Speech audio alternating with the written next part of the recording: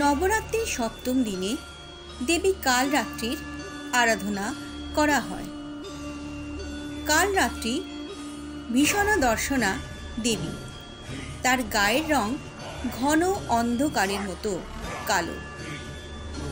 তিনি এলোকেশিনী। তার গলায় বজ্রের মালা দোলে।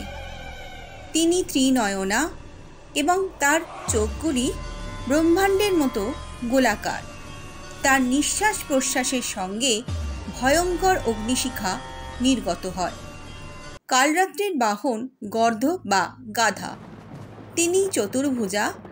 তার 4 হাতে বর ও অভয় মুদ্রা এবং খড়গ ও লোহার কাঁটা রয়েছে। কালরাত্রির রূপ ভয়ঙ্কর হলেও তিনি শুভ ফলের দেবী। তার অপর নাম তাই শুভঙ্করিণী বা শুভঙ্করী। তিনি দুষ্টের দমন ও ভক্তদের বিপদ থেকে রক্ষা করেন। ভক্তদের গ্রহের বাধা দূর করেন এবং ভক্তদের আগুন, জল, জন্তু, জানোয়ার, শত্রু ও রাত্রির ভয় থেকে রক্ষা করেন।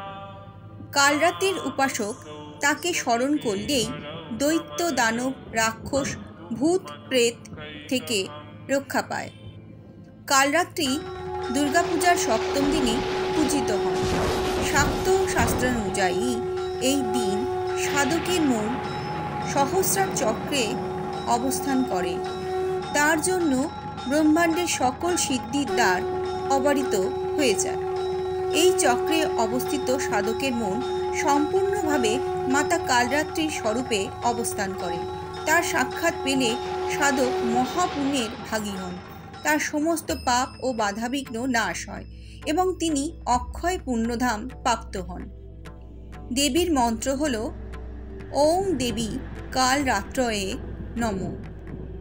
ভগবত পুরাণ অনুসারে দেবী কালরাত্রি চণ্ড ও মুণ্ডর চুলের মুঠি ধরে তার ধর থেকে আলাদা করে দেন। চণ্ড ও মুণ্ডের হত্যা করার জন্য দেবী কালরাত্রি চামুণ্ডা নামেও পরিচিত। কালরাত্রি দেবী কালীরই রূপ। দেবী রক্তবীজ বিনাশিনী। দেবী শুম্ভ নিশুম্ভ ঘাতিনী।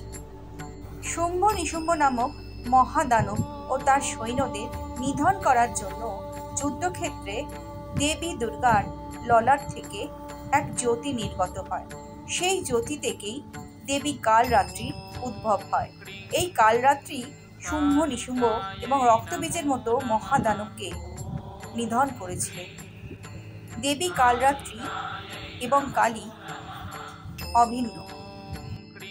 দেবী কালরাত্রির প্রিয় ভোগ হল গুড়। দেবীকে গুড় বা গুড়ের তৈরি মিষ্টি বা বাতাসা দিলে দেবী প্রীত হন। দেবীর প্রিয় ফুল হল রক্ত জবা। 108টি জবা ফুল দিয়ে গাঁথা মালা দেবীর চরণে অর্পণ করলে দেবী খুব খুশি হন। তাই নবরাত্রির সপ্তম দিনে সবাই করজোড়ে বলুন, ইয়া দেবী সর্বভূতেষু মা কালরাত্রি রূপেণ সংস্থিতা নমস্তস্যৈ নমস্তস্যৈ নমস্তস্যৈ নমো নমঃ। আজকের ভিডিও এখানেই শেষ হলো। আগামী দিন অর্থাৎ নবরাত্রির অষ্টম দিনে দেবী মহাগৌরীর কথা আমরা তুলে ধরব অন্য ভিডিওতে। সবাই ভালো থাকবেন, সুস্থ থাকবেন।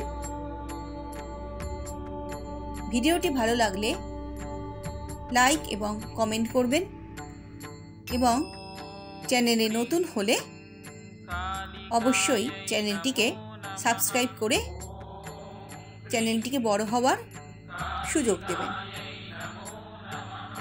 জয় মা দুর্গা। নমো নমঃ।